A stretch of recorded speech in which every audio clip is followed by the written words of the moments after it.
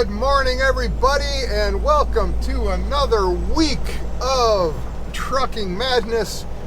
And it is December the 11th, Monday, and about 8:30 in the morning, and just left the home terminal in Plainfield, Illinois, just a little bit ago, and we are going through the Plainfield area, kind of as we approach like the greater Naperville area, all that good stuff on Route 30, kind of meandering and snaking our way up to Interstate 88, and just one of a couple ways you can go up and get there.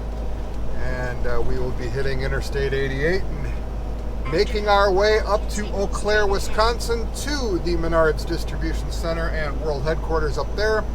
We are still attached to the loaded trailer that we got live loaded on Friday of last week in Lapeer, Michigan, which is just a bit east of Flint, Michigan, and loaded up with Delta bathroom stuff, so shower stalls and tubs and all that kind of stuff.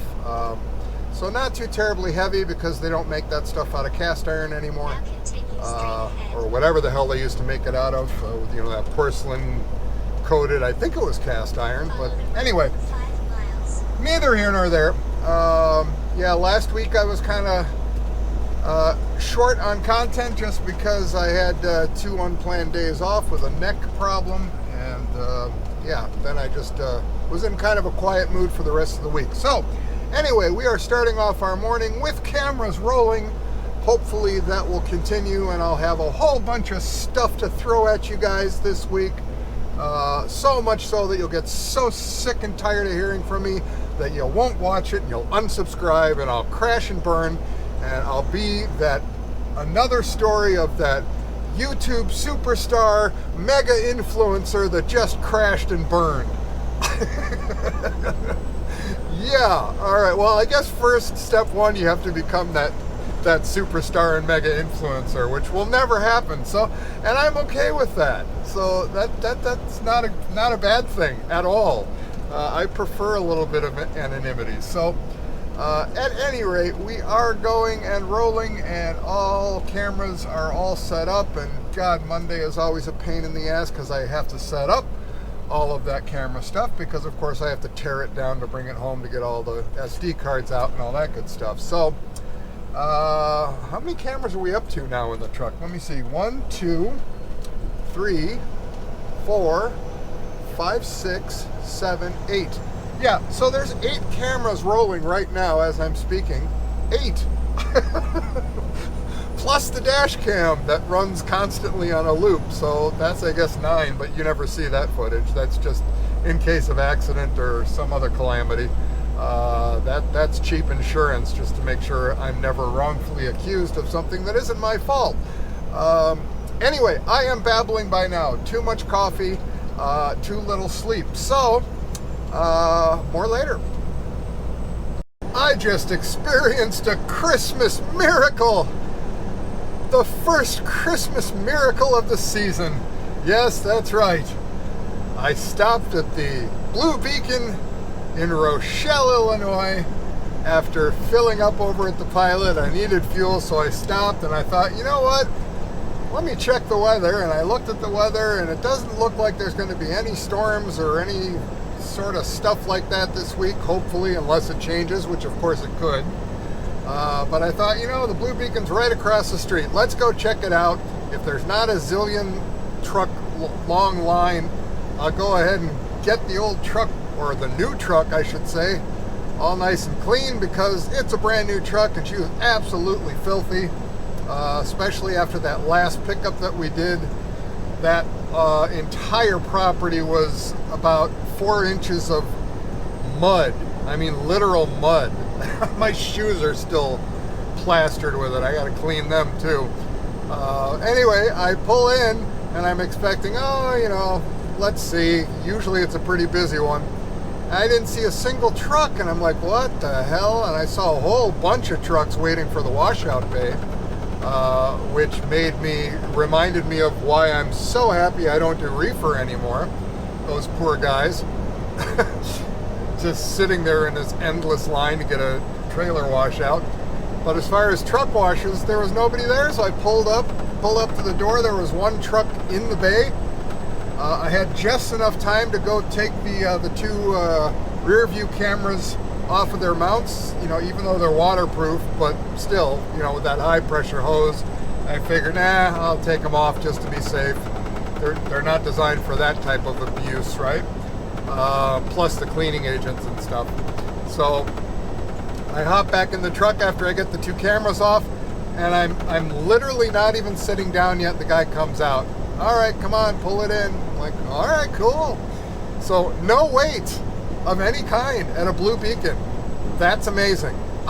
That never happens. So it's a Christmas miracle. It's cold up here in Wisconsin. Oh, 28 degrees. Yeah, it feels like it. It's amazing what a difference a short drive up into the northwest corner of Wisconsin does. Drops 10 degrees. Anyhow, we are once again at our wonderful favorite spot, the Menards Distribution Center in Eau Claire, Wisconsin. And we are going to drop this loaded trailer. If I can figure out how to do that on a Monday, that's always a good question. And let's see here. Oh, somebody already dropped a trailer backwards. That was nice. Nice move, Intermodal. Well, since the yard is wide open, we are going to take advantage of that. And we're just going to pull straight on through. Well, I guess about a video or two, maybe three back, I said, you know, you should always try and find something that's a little tougher and just use it to practice. Well, today I'm not following my own advice. So there you go, hypocrite. But usually when I come here, this place is so packed full of trailers that if I see something like this that's just so damn easy, I'm going to take advantage of it, because it doesn't happen very often. So that's a nice little gift, a pre-Christmas gift, and I'll take it. Now I just got to figure out if my landing gear is in line with where they want them. So let me go check that, and we will drop this, and we will head all the way clear over to the other side of their enormous property to pick up our loaded. So give me a minute, and we'll carry on. Okay, we are now on the part of the Menards property where all of the outbound loaded, preloaded trailers are. And row F right here is where ours should be. Now let's see if we can find an MNS1 trailer. And there it is, the only one. It's got to be it. Let's take a peek. I wish they would put our trailer numbers on more than just one corner of the trailer. I really do. But minor little thing. Yeah, 15718, that's us. Oops, sorry, I'm moving my head around. I've got the little hat cam on, so trying to remember not to move my head too abruptly with that thing on, but also got to drive the truck. So that's part of the deal with driving. You got to move your head a lot. So let's see how we're doing for height. Oh yeah, we're good. Lately I've been picking up a whole lot of trailers that somebody just cranked the living crap out of the trailers, like 6, 7, 8 inches too high. I'm not quite sure what that's all about, but it's kind of annoying. So luckily this one isn't. We'll give it our little double tap there. We are good. Let's see here. Let's put ourselves into pre-trip. Come on now. Pre-trip, next. Alright, so let's go hook ourselves. Let's see here. We got light test. I'll take you with me.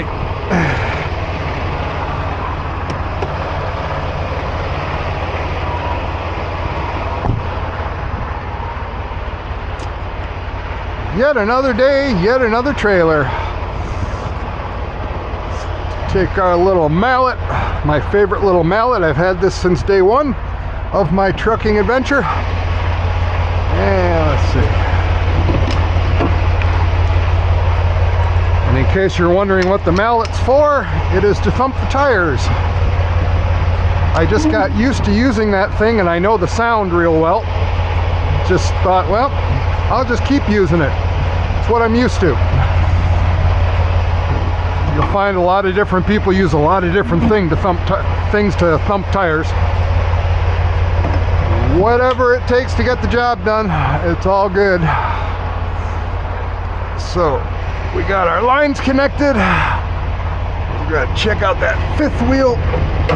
Make sure that sucker's in there good. I always come under here to take a look. And it might not show on the camera, but I can see it. We're fine. That's checking that fifth wheel latch to make sure that thing's all the way closed. Let's crank up our gear here.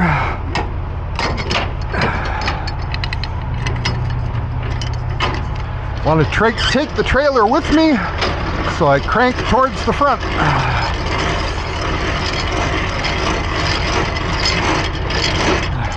And I always hate it when they got all this crap all over the little feet. I know what it's like to be on the receiving end of flying rocks on the highway. So I'd rather not be the truck that chips people's car paint and car windows.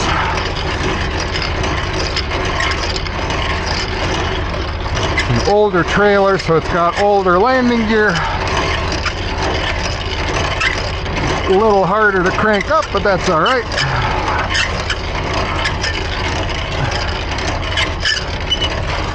Okay, that's good enough. Whoa. And let's check her out. Got our light test going. Yep, it flashed, we're good. I always take a peek underneath. I'm looking generally at everything, making sure I don't see any hoses or anything else, shock absorbers, anything looking out of the ordinary. And when you check out a trailer, you don't have to be a technician. You don't have to know how to do maintenance on it, but you do need to know what looks out of place. And if it does, to make sure somebody that does know what the hell they're doing has a look at it. So you hear that sound? We have good tires. Take a look at this end.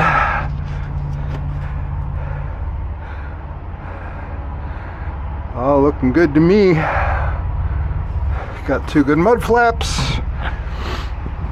Let's check our lights. ABS lights sometimes work, sometimes don't. I really don't care about that. It's not essential.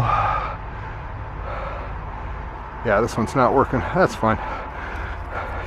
You're fine when you get out here, no matter what company you work for. The ABS lights work maybe 50-60% of the time. No big deal. All right, so all of our lights are working there. Got our seal. The upper latches are closed. We're good. Don't see any damage.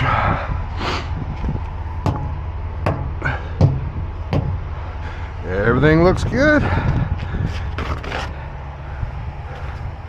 And for those of you who wonder, if you don't drive trucks, what these are, right here and here, the trailer has a system in it where it keeps consistent air pressure in all the tires, even as you're driving.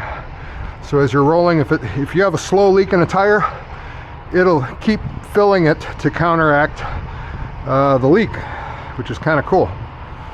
All right, that flashed for us. We are good. Just got to make sure the top front marker lights are good. That one up there, that's good.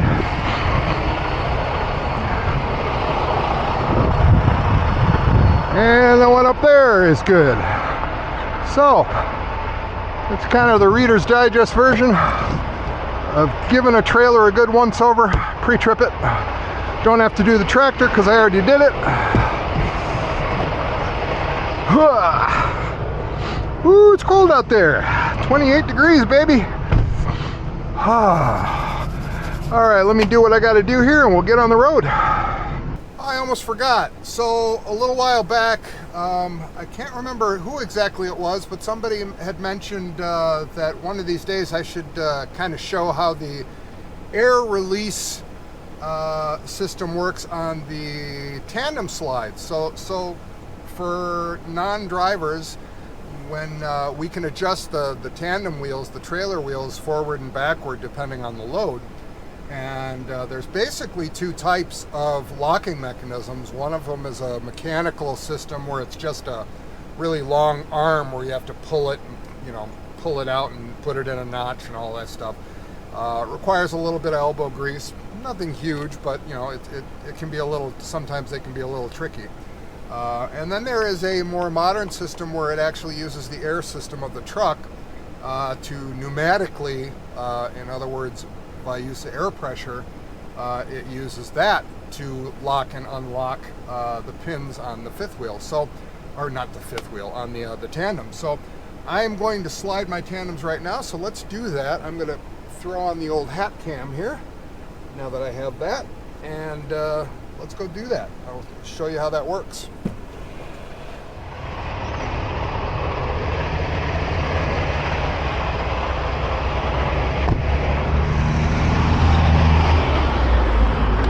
You always have to drive a little bit to get the air up in the system, the trailer, to get it all aired up before you usually can move the locking mechanism. But for anybody who's not familiar, if you don't drive a truck, these rails right here with all the holes, that whole way down there, that rail, and there's an identical one on the other side, is how these wheels can move forward and backwards to position them where you need them for the trailer. Now, the load I have right now is a very light load, and these tandems are pretty far back.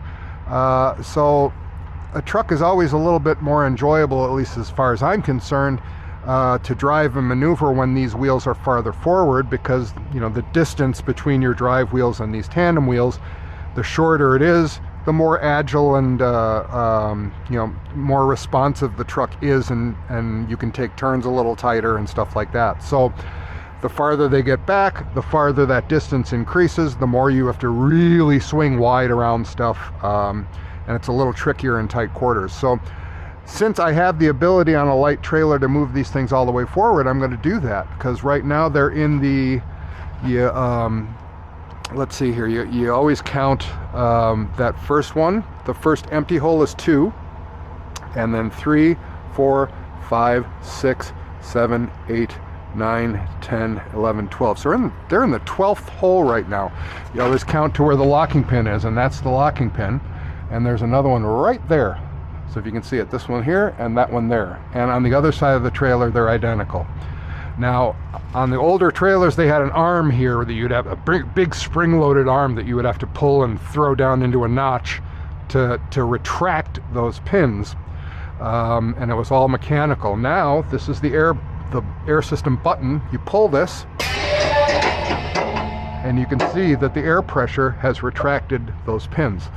So now that we've done that, we can go back into the tractor, and we're going to put the tractor in reverse, and we're going to push the trailer back on those wheels. So now the rail will slide freely now that those pins are retracted. I'm sorry. Now here's the way this works. Is you have 2 air brakes in the truck. The red one is for the trailer. The yellow one is for the tractor.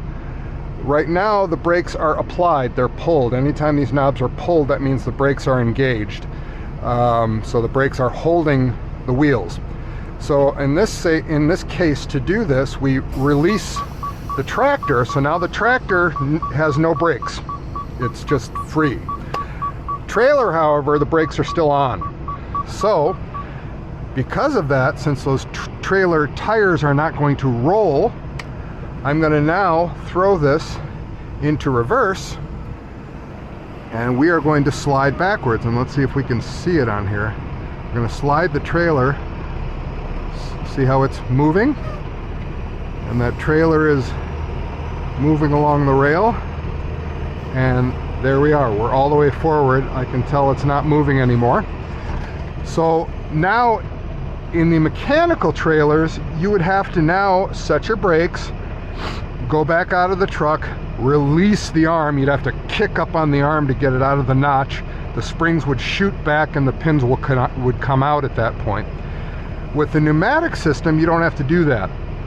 The only thing you have to do in the pneumatic system is release your trailer brakes. So if I push that red knob in, that is now releasing those trailer brakes. Now I've got my foot on the brake pedal, so you know the brakes are still applied, so we're not going to roll anywhere. But the important thing is that the emergency brakes are released. When you do that, it also releases those pins. So now if we were to walk out there, I'm going to just set the tractor brake. I'm going to leave these released, but our tractor brake is on, so the truck's not going to go anywhere. I always forget to shift into neutral. Well, let's go back out there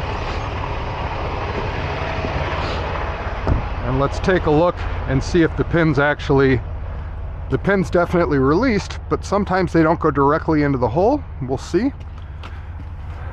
Oh, they did. Okay, so see where the rail is now? It's in the third hole, and on this particular trailer, that's as far forward as they're going to get. So they've already locked themselves into the hole. Sometimes, depending on where you've slid, they'll be in between, and so then you have to, you know, go and wiggle the truck a little bit until it finds a hole to pop out. But these are now in, and you can see how much farther forward those wheels are. The distance is shortened between the drive wheels and the trailer tandems. Normally, like I said, I wouldn't have to get out of the truck, but I did want to show you that. But in a normal situation, I would not have gotten out of the truck at this point, and we would essentially be back where we started. We were still in reverse gear, and we had all the parking brake, emergency brakes, we had those disengaged.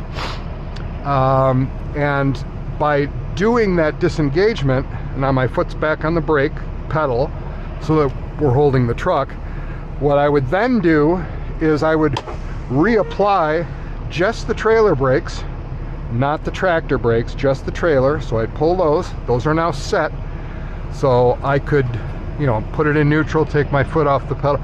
Truck's not going to go anywhere. The trailer tires are locked. But now what I'm going to do, remember I said we kind of got lucky that the pins fell into the holes all by themselves. Sometimes they're in between in that rail, and we have to lock them in. So what we do now that we, you know, we disengage that emergency trailer brake, which released the pins. Now we set that brake again. And now what I would do, usually I do it in reverse if I've moved all the way forward. I'll just gently squeeze until I'm lifting the trailer up on the suspension, and you'll see it kind of rise up. And then I release it and put it in neutral. And usually that motion of just coming down and releasing, you'll hear a clank, and those pins are in. Once you hear that, you actually hear them engaged. Usually it's best practice, even if you hear it and you know they're in, before you go on a roadway. If you're just on a yard, it's not a big deal. You don't have to get out. I usually don't, because I can hear that they're engaged. But even still now, before I go out and take the truck out on any roadway, I still go out and do what we did just a little bit ago and just verify that those pins are in place. And they are, so we're good to go. So that is how that air release works, essentially. You know, as soon as you turn your trailer emergency brake off, as soon as you release it, it also releases the pins, and then you would set it again and push or pull, you know, against those brakes until those locking pins pop back in. So that's essentially how they work. It's pretty easy. It's a great little system. So anyway, onward.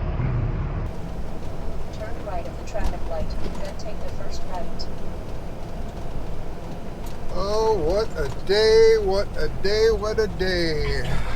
We are just winding down. We are in the last hour of my clock, and we made it all the way back down from Eau Claire, Wisconsin to Rochelle, Illinois, to one of my favorite haunts, and that is the Petro in Rochelle, Illinois, because it is now, I don't know, almost 8:30 p.m.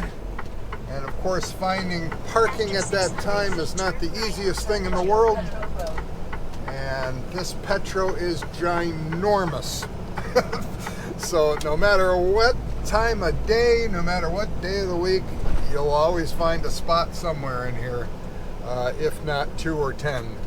So, which is kind of just a full circle today, because earlier today we went through this blue beacon and got ourselves a truck wash. So now we're circling back after going all the way up north. And I like to go all the way into the back lot that's adjacent to the cornfields. And it's always nice and quiet back there. Arriving at Petro Road, Rochelle. Yeah, so my day, Mondays are especially long. So I live an hour away from the terminal. So my alarm clock went off at 4 o'clock this morning, and left the house by 6. Had to do a bunch of stuff to get ready and get out the door, make sure everything's squared away at home. So up at 4, out of the house at 6, at the terminal at 7. Then between pre-tripping, well, first loading in all the groceries and all my crap that I need, and then pre-tripping the truck, and setting all the cameras up, which always takes time on Monday. Pulled out by about 8 a.m. And yeah, so now it's about 8:30 p.m. So from 4 a.m. to 8:30 p.m. That's a long ass day. I don't know how many miles. It's a lot. So anyhow, I'm just gonna meander my way through here until I see a spot that I like and grab it and shut down. So that is the end of Monday, and more to come tomorrow.